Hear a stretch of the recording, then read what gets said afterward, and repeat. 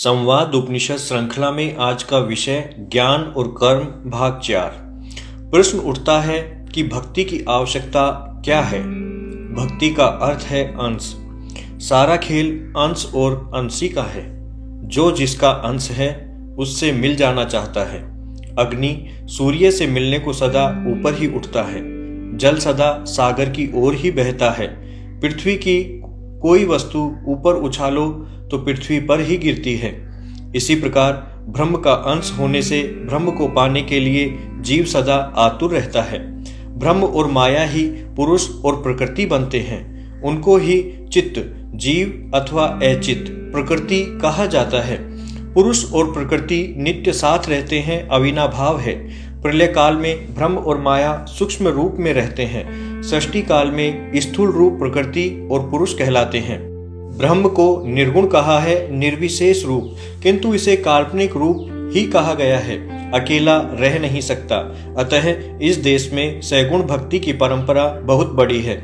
इस ब्रह्म को प्रसन्न करने के दो मार्गदर्शन शास्त्रों में उपलब्ध हैं, भक्ति और शरणागति, प्रपत्ति। दर्शन शास्त्रों ने भक्ति जैसे विषयों को भी तर्क में फंसा दिया। कुछ शास्त्राकारों का मत है कि शरणागति एक ही बार हो सकती है, भक्ति तो नित्य होती है। अतः ब्रह्म की प्राप्ति भक्ति से ही होती है। नित्य अनवरत स्मरण ही भक्ति है। भक्ति का लक्षण किया है, तैल धारावत अविच्छिन्न स्मृति संतान रूपा। स्मरण का सदा जागृत रहना। वेद विज्ञान के प्रणेता जयपुर के पंडित मधुसूदन ओझा ने कहा है कि ज्ञान, विति और उपासना पर्याय नहीं हो सकते। आत्मा का सत्व आदि त्रिगुणों से अछूता निर्गुण भाव का ज्ञान, जो निर्गुण विद्या कही जाती है, वह विति है। आत्मा का सैगुण साकार रूप में ज्ञान, परिचर्या सेवा रूप क्रिया सैगुण विद्या उपासना है। उपासना के द्वारा जिस तत्व रूप पदार्थ को लक्ष्य बनाया जाता है, वह ही ध्येय, ज्ञातव्य या उपास्य होता है। उपासना विषय में शंकराचार्य का कथन है कि सर्वप्रथम मूल तत्व की मन से धारणा करना, फिर विषय में नित्य समान रूप से विश्वास रूप प्रवाहित की सतत प्रवृत्ति को उपासना कहते हैं। प्रमाणिक विश्वास के अनुसार तदनुकूल बुद्धि को विज्ञान कहते हैं। भ्रम और अज्ञान का स्पर्श भी न करते हुए अन्य में अन्य की भावना रूप बुद्धि उपासना है। श्रद्धा सूत्र के सहारे मन बुद्धि का परतत्व में समर्पण उपासना है। श्रद्धा भाव से परतत्व रूप मूल आत्मा में अपनी आत्मा के अंशभूत मन बुद्धि का समर्पण करते हुए साधक परमात्मा के भक्त बन जाते हैं। भगवान का अंश बनने के लिए ज्ञान पूर्वक जितनी क्रियाएं होती हैं, वे भी भक्ति ही कही जाती हैं। भक्ति उपासना ही है। कुल मिलाकर भक्ति साध्य तक पहुंचने का मार्ग है। स्वयं में प्रतिष्ठित होने का, शांति में स्थित होने का ही मार्ग है। मार्ग भिन्न भिन्न हो सकते हैं। गीता में कृष्ण ने अव्यय अक्षर क्षर के सृष्टि स्वरूप की व्याख्या की है और स्वयं को अव्यय पुरुष की उपाधि भी दी है।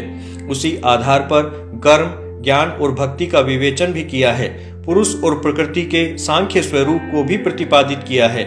जो सर्वज्ञ है, जिसका तप ज्ञानमय है, उससे ब्रह्म नाम रूप अन्य तीनों तत्वों का विकास होता है।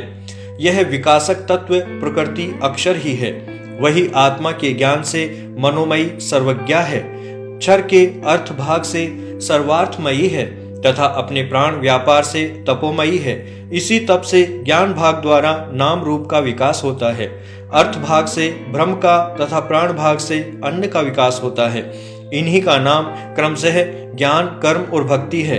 ये तीनों के विवर्त ही हैं। विकास भाव है ज्ञान योग, स्थिति भाव है कर्म योग एवं गति भाव भक्ति योग है।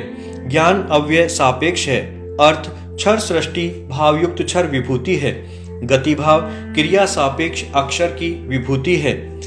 ईशावास्यमिदं सर्वं यत् किंच जगत्याम जगत। ईशोपनिषद। प्रत्येक वस्तु में विकास भी है, स्थिति भी है और गति भी। सभी पदार्थों में अव्यय अक्षर क्षर रूप में विश्वात्मा प्रतिष्ठित है। यही ज्ञान कर्म भक्ति योगों की सर्वव्यापकता है। प्रेम और भक्ति पर्यायवाची हैं। प्रेम करना ही भक्ति है। इसका सूत्र है समर्पण, अर्थात व्यक्ति स्वयं के बारे में कुछ भी नहीं सोचता। सच तो यह है कि स्वयं का भान ही नहीं रहता। स्वयं खो जाता है, केवल साध्य रह जाता है। भक्ति का अर्थ ही है अंश हो जाना, लीन हो जाना।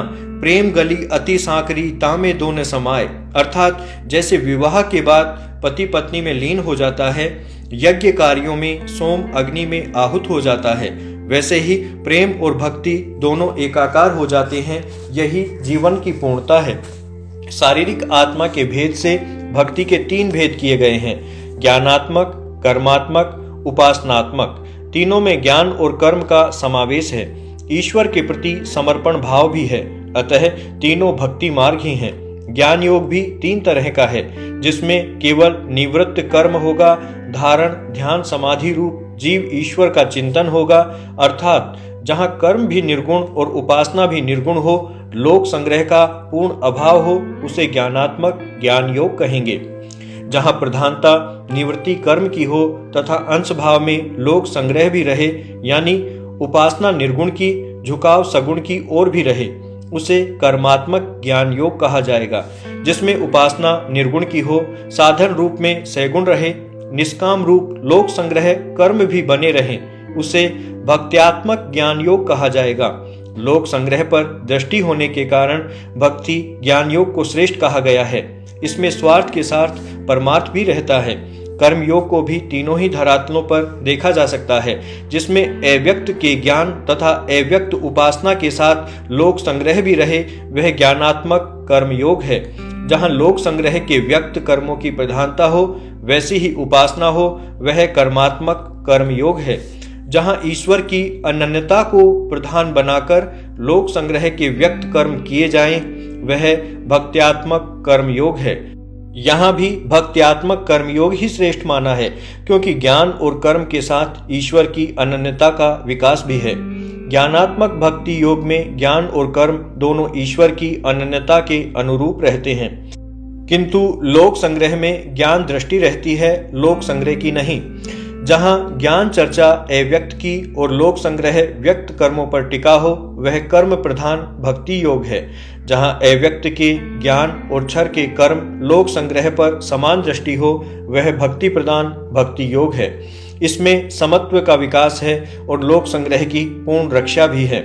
यह तो हुआ सिद्धांत पक्ष। व्यवहार पक्ष में जो संपूर्ण जीवन की सार्थकता ही भक्ति है। भक्ति में प्रेम है, रस है, आनंद है, मोक्ष की अवधारणा को प्रतिफलित करने वाली अवधारणा है। नर से नारायण बनने का सरलतम मार्ग है।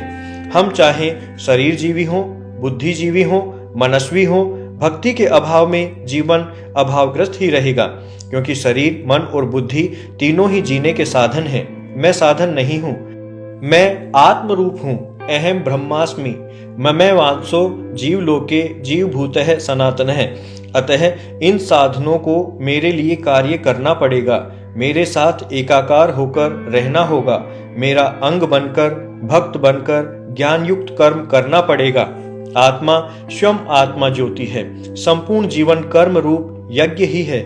आदान विसर्ग के अतिरिक्त कुछ अन्य नहीं है। समझना यह है कि आदान विसर्ग किसके बीच होता है। मैं बोल रहा हूँ, आप सुन रहे हैं, यह आदान विसर्ग ही है। मेरी वाक आपकी ज्ञानाग्नि में आहूत हो रही है। यहाँ प्रश्न उठ सकता है कि मैं कौन हूँ और आप कौन हैं। आप और मैं दोनों ही साधन नहीं हैं। मेरी आत्मा आपकी आत्मा को, ईश्वर तत्व को संबोधित करे, यही भक्ति है। ईश्वर की पूजा है, भक्ति योग है। इसके विपरीत मैं यदि अपनी बात मात्र शरीर, मन अथवा बुद्धि द्वारा कहूँगा तो लोक संग्रह का भाव घटता जाएगा, आत्मा तक पहुँच नहीं होगी, श्रद्धा, स्नेह और वात्सल्य का भी अभाव रहेगा। बुद्धि का संप्रेषण बुद्धि को पहुँचाता है और मन का संप्रेषण मन तक, आत्मा से कुछ जुड़ता ही नहीं। तब मेरी प्रार्थना ईश्वर तक कैसे पहुंचेगी। मेरी आत्मा ही तो मेरा ईश्वर है, यानी कि कहा गया उसका प्रभाव कहीं होता ही नहीं। अर्थात जिस उद्देश्य को लक्ष्य करके संप्रेषण किया जाता है, वह लक्ष्य प्राप्त ही नहीं हो सकता। रूपांतरण का कार्य तो आत्मा के स्तर पर ही हो सकता है। विश्व में प्रतिवर्ष हजारों शांति सम्मेलन होते हैं और अशांति ही बढ़ रही है। हमारा स्वार्थ, हमारा अहंकार हमको किसी के आगे समर्पण करने ही नहीं देता। जब तक मैं सामने वाले को ईश्वर मानकर श्रद्धा से संबोधित नहीं करूंगा, मुझ पर ईश्वर की कृपा कैसे होगी। जो मैं हूँ वही तू भी है, यही भक्ति मार्ग है।